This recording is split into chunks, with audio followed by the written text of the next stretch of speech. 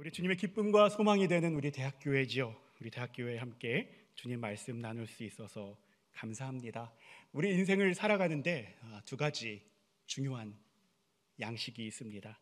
하나는 우리가 매일 먹는 밥, 반찬, 우리 육의 양식이라고 하죠. 음식을 고루 잘 먹고 살아가야 우리가 건강하게 살아갈 수 있습니다. 그러나 사람이 떡으로만 살아갈 수 없다는 이 주님의 가르침 앞에서 우리가 반드시 섭취해야 하고 또 인생의 양분으로 삼아야 하는 것이 바로 영의 양식, 하나님의 말씀입니다.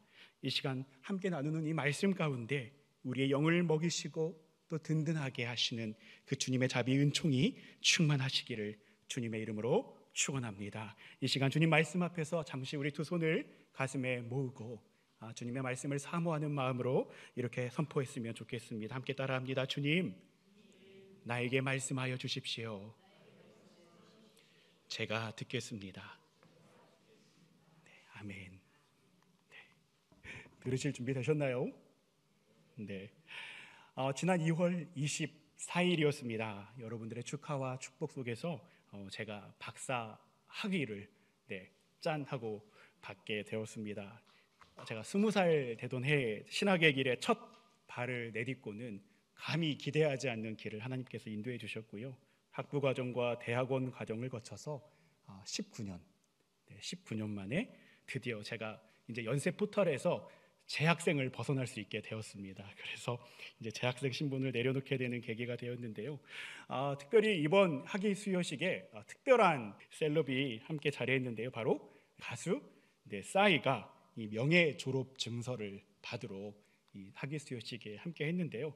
때마침 저도 이 박사학위 대표 수여를 받게 돼가지고 이 싸이와 가까이 앉고 또 이렇게 사진을 찍었습니다. 어떤 분들이 저 합성 아니냐고 하는 반응이 한 가지가 있었고, 어떻게 목사님이 싸이보다 얼굴이 크냐, 이런 두 가지 반응을 보내주셔가지고 제가 즐겁기도 하고 또 여러 생각들을 하게 됐는데요. 이 싸이가 이 명예 졸업 증서를 받았으니 소감을 이야기했겠지요.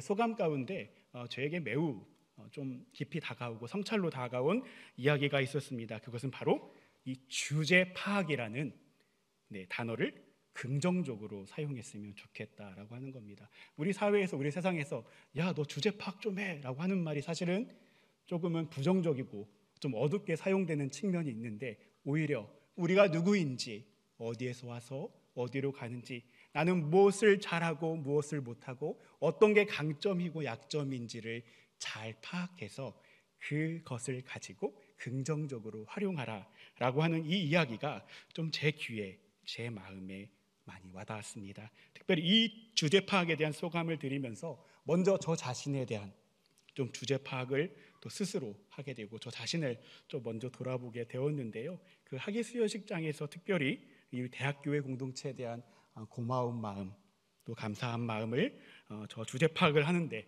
많이 만나게 되었습니다. 아시는 분이 계실지도 모르겠습니다. 제가 이 대학교에서 사역한 시간이 벌써 올해 6년째 되고 있습니다. 꽤 긴 시간이었죠. 이 시간 동안 제가 이번 박사 학위를 포함해서 신학 석사, 목회학 석사까지 총 3개의 학위를 수여했습니다. 뭘 그런 반응을 바라고 말씀드린 게 아니라 사실 이런 마음이었어요. 사실 오롯이 사역자라면, 목회자라면 이 대학교의 사역과 목회에 전심전력해야 된다고 저는 늘 생각하고 있었습니다. 그런데 이 학위 과정이 자체 핑계가 되어서 교회를 향한 섬김 혹은 헌신에 최선을 다하지 못했던 것은 아닐까라는 그런 마음이 제 주제 파악을 하는데 가장 먼저 찾아오더라고요. 그래서 우리 대학교회 공동체에 또 여러분께 되게 미안한 마음, 또 송구한 마음을 먼저 만날 수가 있었습니다. 하지만 그럼에도 제가 학위를 잘 마칠 수 있도록 격려해 주시고 또 응원해 주시고 기도해 주신 분들이 계셨기 때문에, 무엇보다 배려의 마음을 많이 보내주신 우리 대학교의 공동체가 있었기 때문에 제가 학위를 잘 마칠 수 있었습니다. 그래서 우리 대학교의 교우님들께 다시 한번 감사의 마음을 전해드리고요. 이런 감사한 마음에 잇대어서 저 자신에 대해서 스스로 돌아보고 주제 파악을 한 다음에 제가 내린 결론은 무엇이냐면, 저는 우리 대학교회의 빚진 자라고 하는 것입니다. 보통 빚진 사람이 아닙니다. 아주 커다란 사랑과 배려의 빚을 진 사람, 그게 제가 이번 학예수여식에서 내린 저에 대한 주제 파악이었습니다. 이 빚진 자의 분수를 늘 가슴에 새기고 기억하며 주어진 사역의 기간 동안 이 빚이 우리 대학교회의 소망의 빛이 될 수 있도록 사역하고 헌신하며 여러분과 더불어 교회를 이루어 가겠습니다. 감사합니다. 네, 다시금 주제 파악에 대한 이야기를 좀 나누고 싶습니다. 이렇게 가수 싸이의 소감을 들으면서 비단 개인의 삶 또 인생을 넘어서서 우리 신앙에도 이 주제 파악의 중요성이 있다라는 생각을 했습니다. 신앙의 주제 파악, 특별히 신앙 안에서의 주제 파악을 해 갈 때에 그 첫 걸음은 무엇이라고 생각하십니까, 여러분? 그것은 바로 하나님께서 이 세상을 창조하셨고 사람을 지으셨다, 우리를 지으셨다라고 하는 창조 신앙입니다. 하나님께서 당신의 형상대로 사람, 곧 저와 여러분을 창조하셨습니다. 그리고는 복을 베푸시고 보시기에 좋았다라고 말씀하셨습니다. 제가 보고 나서 그런 것이 아닙니다.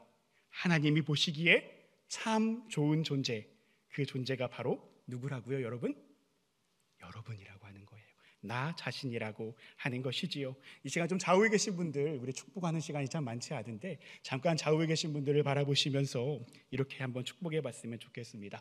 눈을 바라보시고 이렇게 축복합니다. 하나님 보시기에, 네, 이 목소리로는 축복이 어렵습니다. 네, 조금 톤을 높이시고, 네, 데시벨을 높이셔서 이렇게 축복합시다. 하나님이 보시기에 당신은 참 좋은 사람입니다.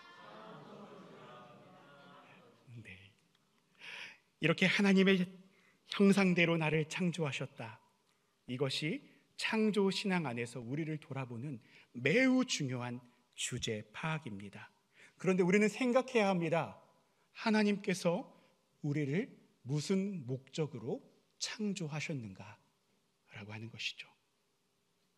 창세기를 포함한 성경 전체에서 우리가 확인할 수 있는 것은 하나님께서 우리를 지으신 목적이 우리와 인격적인 관계를 맺고 교제하며 동행하기 위해서 우리를 지으셨다라고 말씀하십니다. 나아가 우리를 통해 하나님의 형상, 하나님의 뜻이 구현되고 펼쳐져서 온 세계와 열방에 하나님의 선하심, 하나님의 아름다우심, 하나님의 영광이 드러내고자 하시는 그 목적을 가지고 우리를 창조하셨다라고 하는 겁니다.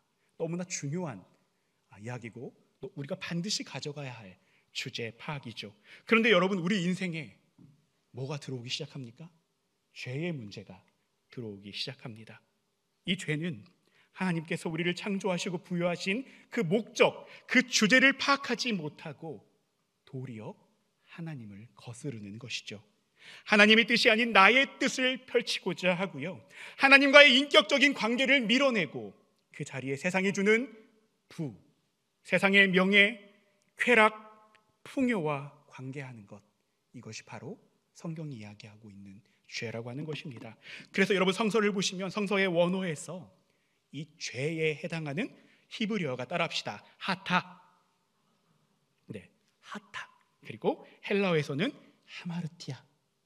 이 두 가지 이 원어가 동일하게 같은 뜻을 가리키고 있습니다. 그것은 관역을 벗어나다라는 뜻을 가지고 있습니다. 무슨 말입니까? 우리가 하나님의 창조의 목적에서 벗어났다. 우리를 지으시고 이끌어 가시는 그 하나님의 구원의 역사의 목적에서 우리가 벗어났다. 바로 그것이 죄라고 성서는 이야기하고 있습니다. 이 죄 때문에 또다시 우리가 반드시 기억하고 돌이켜야 하는 우리 인생의 주제 파악이 하나가 추가됩니다. 오늘 준비 찬양에서 우리 함께 나눴습니다. 바로 우리가 누구라고 하는 것입니까? 죄인이라고 하는 그 주제 파악의 요소가 추가되는 것입니다. 오늘 교회력과 성서 일과를 통해 우리는 이사야서 55장 7절부터 9절의 말씀을 함께 받아 읽었습니다. 이사야서 55장 7절 말씀을 보시면 하나님께서 우리 가운데 이렇게 말씀하고 계십니다. 악한 자는 그 길을 버리고 불의한 자는 그 생각을 버리고 누구에게 돌아오라고요, 여러분? 주님께 돌아오라. 라고 말씀하고 계십니다. 여러분, 여기서 돌아오다에 해당하는 히브리어 원어는 슈브라고 합니다. 뭐라고요, 여러분?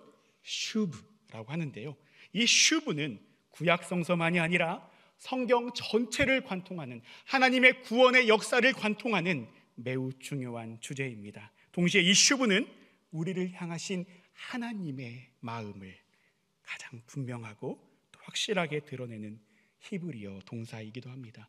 그런데 여러분, 우리는 물어봐야 됩니다. 도대체 왜 하나님, 우리가 그토록 배반하고 배신하고 죄를 반복해서 짓고 떠나 살아가고 있는 우리를 하나님은 왜 부르고 계시는가? 특별히 하나님이 어떤 분이십니까? 하나님은 거룩하신 하나님이십니다. 죄를 미워하시고 진노하시는 하나님이시죠. 왜 그 하나님이 죄에 빠져 살아가는 우리 인생을 부르는가라고 하는 것입니다. 왜 여러분들을 부르고 계실까요? 왜 저 같은 죄인을 하나님은 부르고 계실까요? 그것은 바로 우리가, 여러분이 하나님의 자녀이기 때문입니다. 할렐루야. 하나님께서는 예레미야서를 통해 자신을 등지고 배반하며 죄의 결과로 이제 바벨론 포로로 끌려간 이스라엘 백성들에게 이렇게 말씀하십니다. 나를 배신한 자녀들아, 돌아오너라. 나 주의 말이다. 내가 너희의 보호자다 라고 말이지요. 그리고 오늘 우리 함께 받아 읽은 이사야서 55장 7절의 하반부는 우리에게 돌아오라고 호소하시는 이 하나님의 호소하에 너희를 심판하려고, 너희를 정죄하려고, 너희를 괴롭히려고 하는 것이 아니라 뭐라고 이야기하고 있습니까? 긍휼을 베푸시고 용서하시려고 우리를 부르고 계신다라고 분명하게 말씀해 주고 있습니다. 하나님의 성품은 물론이고 우리 삶을 돌아볼 때에 우리의 성품 안에도 여러분 어떻습니까? 우리 부모님으로 살아가시는 분들, 자녀에게 한결같이 보내는 두 가지가 뭐죠? 긍휼과 용서라고 하는 겁니다. 하나님께서 이렇게 여러분을 긍휼과 용서의 눈으로 바라보고 계십니다. 이렇게 슈브, 돌아오라고 말씀하신 이 하나님의 말씀, 그리고 이 하나님의 마음 앞에서 우리는 비로소 이 오늘 설교의 핵심이기도 한 너무나 중요한 인생의 한 가지 주제 파악을 하게 됩니다. 그것은 바로 우리가 누구라고요? 제가 아까 말씀드렸죠. 누구의 자녀라고요, 여러분? 하나님의 자녀라고 하는 겁니다. 그런데 그냥 자녀가 아니에요. 우리에게 사명이 있습니다. 우리에게 호소하시는 하나님의 목소리가 있습니다. 그 호소가 무엇입니까? 따라합시다. 하나님께 돌아가자. 하나님께 돌아가야 하는 하나님의 자녀라고 하는 것입니다. 부모 되시는 이 하나님과 단절되어 버린 나 중심, 자기 중심적인 길, 또한 보호자 되시는 하나님을 떠나서 살아갈 수 있다는 그 온갖 종류의 교만과 불의한 생각을 이제는 떨쳐버리고 초월적인 하나님의 길, 하나님의 생각으로 돌이키는 것, 그것이 바로 하나님 신앙 안에서 우리가 반드시 회복해야 하는 주제 파악이라고 하는 것입니다.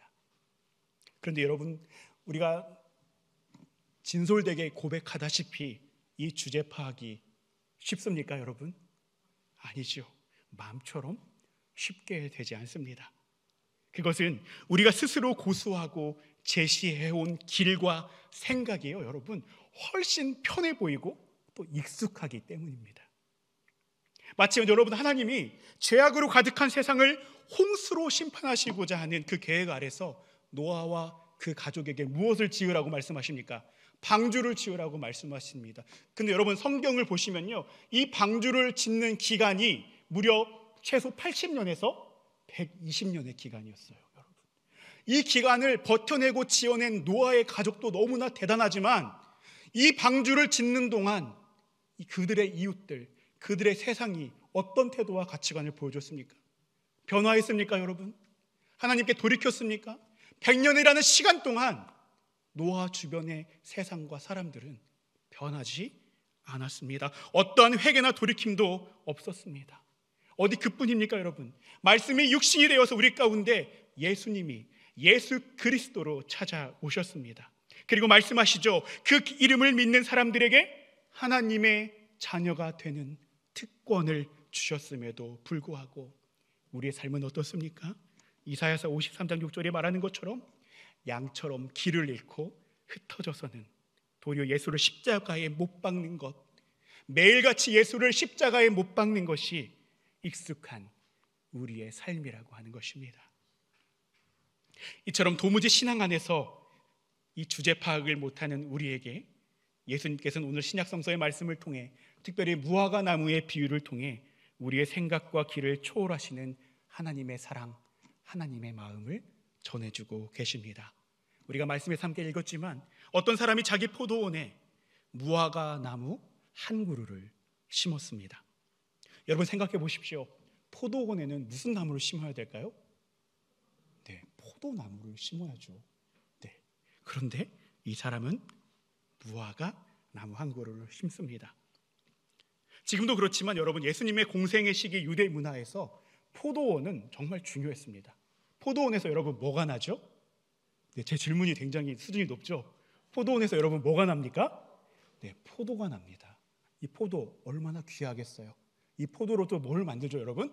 포도주도 만드는 너무나 중요한 포도원이었습니다. 그래서 여러분, 이 포도원은 반드시 기름진 땅에 들어서야만 했습니다. 그리고 이 포도원을 관리하는 농부들, 포도원 지기들은 이 땅을 관리하기 위해서 정말 많은 노력과 애를 써서 비옥한 땅을 유지하려고 했습니다.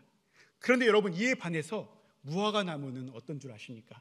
무화과 나무는 여러분 일단 이 포도원 같이 좋은 땅이 아니라 들판이나 길가에 심겨지는 매우 흔한 나무입니다.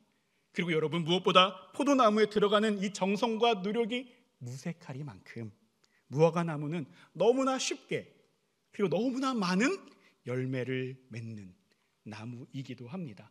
여러분, 이런 이해 아래서 한번 생각해 보기를 원합니다. 이렇게 들판이나 길가에 심겨져도 쉽게 열매를 맺는 이 무화과 나무가 어디에 심겨졌다고요 여러분? 포도원에 심겨졌으니, 특별히 비옥한 땅, 충분한 물과 양분을 공급받는 포도원에 심겨졌으니 우리도 그렇지만 이 무화과 나무를 심은 주인도 생각하게 됩니다. 뭘 맺어야 될까요 여러분? 열매를 맺겠지. 비옥한 땅인 열매를 더 잘 맺겠지 라고 생각하는 것입니다. 그런데 오늘 성경은 한 가지 문제를 이야기하고 있습니다. 이 무화과 나무가 어떻게 되었습니까? 열매를 맺지 못하게 되었습니다. 성서는 이 무화과 나무가 3년간 열매를 내지 못했다고 증언하지만 여러분, 조금만 더 구체적으로 살펴보면, 특별히 당시 유대의 율례와 율법을 살펴보면 여러분, 이 과실수에서 과일이 열리는 첫 새 3년 동안은 과실을 딸 수 있을까요? 없을까요? 딸 수 없습니다. 레위기에 나오는 하나님의 약속이고 하나님의 율법입니다. 그리고 네 번째 해에 과일이 열렸어요 여러분. 네 번째 열린 과일 딸 수 있을까요? 없을까요? 딸 수 있어요. 근데 내가 먹을 수 있을까요? 없을까요 여러분? 없습니다. 누구에게 바쳐야 되죠? 하나님께 바쳐야 됩니다. 그렇다면 이 주인이 말하는 3년은 어떤 시간일까요? 어떤 시간이겠어요 여러분? 네, 3년간 못 따고 1년간 하나님께 바쳐야 했으니 4 플러스 3을 하면 몇 년이죠 여러분? 7년이라고 하는 것입니다. 최소 7년간 이 주인은 무화과 나무를 기다렸다. 무화과 나무의 열매를 기다렸다고 하는 것입니다. 이렇게 최상의 환경과 배려해도 주제 파악을 하지 못하고는 열매를 맺지 못하는 이 무화과 나무, 7년간 기다려온 이 무화과 나무를 어떻게 해야 할까요? 여러분이 포도원의 주인이시라면, 포도원 직이라면 어떻게 하시겠습니까? 어떻게 하시겠어요 여러분? 네. 제가 주일학교 설교할 때 이렇게 합니다. 1번 기다린다. 네. 2번 어떻게 해야 될까요 여러분? 잘라낸다. 네. 한번 속으로 생각해 보시기 바랍니다. 그런데 오늘 성경은 뭐라고 얘기하고 있습니까? 포도원 주인이 뭐라고 하고 있죠? 네. 1번입니까? 2번입니까? 네. 2번? 네. 잘라내라고 하죠. 꺾어내라고 하죠. 찍어 버리라고 이야기하고 있습니다. 그런데 바로 그때 포도원 지기가 주인에게 이렇게 이야기하고 있습니다. 오늘 본문 8절과 9절의 말씀을 우리 한 목소리로 화면에도 함께 나와 있습니다. 함께 읽도록 하겠습니다. 시작. 그러자 포도원 지기가 그에게 말하였다. 주인님, 올해만 그냥 두십시오. 그 동안에 내가 그 둘레를 파고 거름을 주겠습니다. 그렇게 하면 다음 철에 열매를 맺을지도 모릅니다. 그때에 가서도 열매를 맺지 못하면 찍어 버리십시오. 네. 오늘 우리 예배 황상원 교수님도 함께 자리하고 계십니다만 요즘 유행하고 있는 AI, 데이터 마이닝, 그죠 교수님? 네. 이런 데이터 마이닝이나 혹은 작물 생리학이라는 이런 용어들을 언급하지 않더라도 이 올해만 그냥 두십시오라고 하는 이 포도지기의 청원은 우리의 관점에서 비효율적이어 보이죠. 때로는 어리석어 보이기까지 합니다. 그런데 여러분, 이 열매를 맺지 못하는 무화과 나무 대신에 우리들의 이름, 우리들 자신의 삶과 신앙을 대입하면 이 비유는 새롭게 그러나 엄중하게 다가옵니다. 사랑하는 여러분, 하나님께서요 자신의 포도원에 우리를 심겨주셨습니다. 우리를 하나님의 자녀로 부르시는 매우 특별한 사랑과 배려죠. 하나님께서는 당신의 형상을 닮은 자녀인 우리를 통해 하나님의 뜻과 하나님의 나라가 드러나기를 원하셨습니다. 우리를 지으신 목적이라고 하는 것이죠. 그것이 우리의 보호자 되시는 하나님의 보호와 양육 안에서 우리가 자녀로서 마땅히 맺어야 할 열매라고 하는 것입니다. 그런데 여러분, 우리는 이 합당한 열매를 맺기를 원하시는 하나님의 마음을 저버렸습니다. 배신했습니다. 그리고 오늘 이사야서가 전하는 악한 자의 길, 불의한 자의 생각을 쫓아갔지요. 우리가 알다시피 로마서 6장 23절이 전하는 바 죄의 삭은 사망입니다. 열매를 맺지 못하는 나무, 그 나무를 찍어버리는 것, 그것이 당연한 사망이고 당연한 이치지요. 그런데 이런 사망의 눈앞에서 누군가가 아주 간절한 목소리로 청원하고 호소합니다. 함께 따라합시다. 올해만 그냥 두십시오. 사랑하는 여러분, 이 간청은 우리가 구했어야 할 용서와 자비를 대신 구하시는 중보자 예수 그리스도의 애절한 청원입니다. 할렐루야. 나아가 하나님의 자녀로 돌아오라고 애타게 부르짖으시는 하나님의 절절한 호소입니다. 사랑하는 여러분, 2025년 사순절이 깊어져 가고 있습니다. 이 깊어져가는 사순절, 우리는 신앙 안에서 어떤 주제 파악을 하고 있는지 돌아볼 수 있으면 좋겠습니다. 이 돌아봄 속에서 우리를 자녀 삼으시고 우리에게 돌아오라고 부르시는 하나님의 절절한 호소에 아멘으로 순종하시는 여러분 되시기를 축원합니다. 무엇보다 이번 사순절에도 어김없이 올해만 그냥 두십시오 라고 애타는 심정으로 청혼하시는 그 예수 그리스도를 기억하고 묵상하는 우리, 나아가 자신의 살과 피로 둘레를 파고 걸음을 주고 계시는 그리스도의 고난의 길을 기꺼이 따라 나서는 복된 대학교의 공동체가 되기를 주님의 이름으로 축원합니다. 오늘 주신 말씀 생각하시면서 함께 찬양했으면 좋겠습니다. 여전히 연약하고 부족한 죄인인 우리의 삶이지만 주님께서는 여러분 한 사람 한 사람을 부르고 계십니다.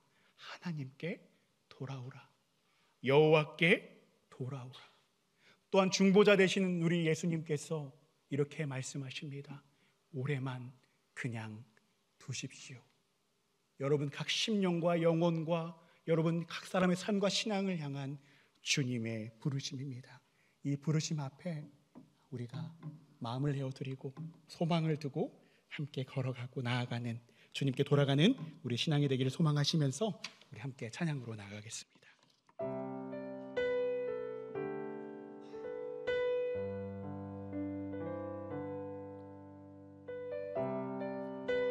가사를 우리의 고백이라고 생각하시고 내어드리면서 함께 찬양하기 원합니다. 주님, 주여 우린 연약합니다. 그렇습니다. 주 오늘을 힘겨워합니다. 우린 오늘을 힘겨워합니다.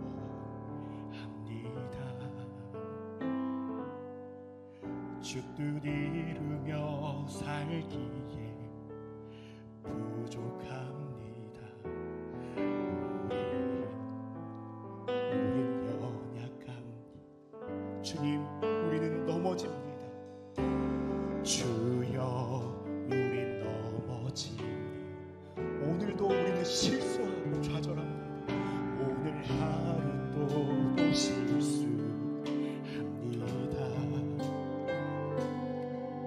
주의 긍휼을 구하는 죄인입니다. 주님을 바라보시면서 우리 마음을 다해 고백합시다. 한없는 주님, 한없는 주님의 은혜 온 세상 위에 넘칩니다.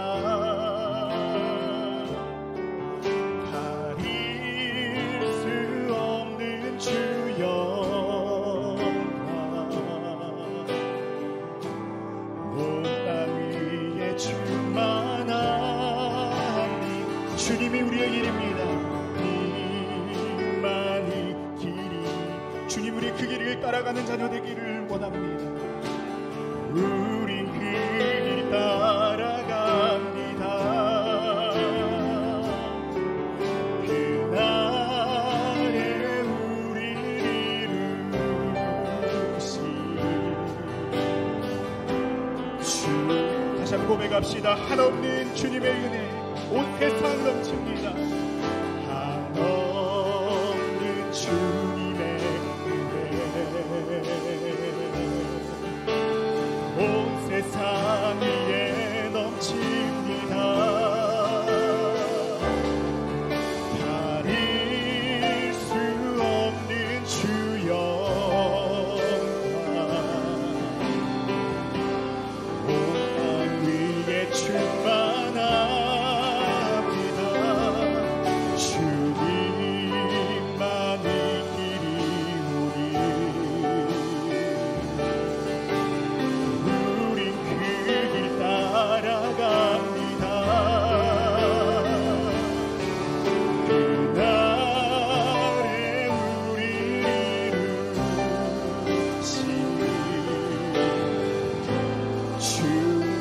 주님 앞에 우리 여호와께 돌아가는 우리가 되기를 소망합니다. 여호와께 돌아가자. 우린 돌아서도 그는 변치 않네. 여호와께 돌아가자. 우린 넘어져도 여호와께 돌아갑시다. 함께 찬양합시다. 여호와께 돌아가자. 우리 돌아서도 그는 변치 않네. 여호와께 돌아가자. 우리 넘어져도 그 사랑. 다시 우리의 마음을 높여드리면서 전심으로 찬양합시다. 여호와께 돌아가자.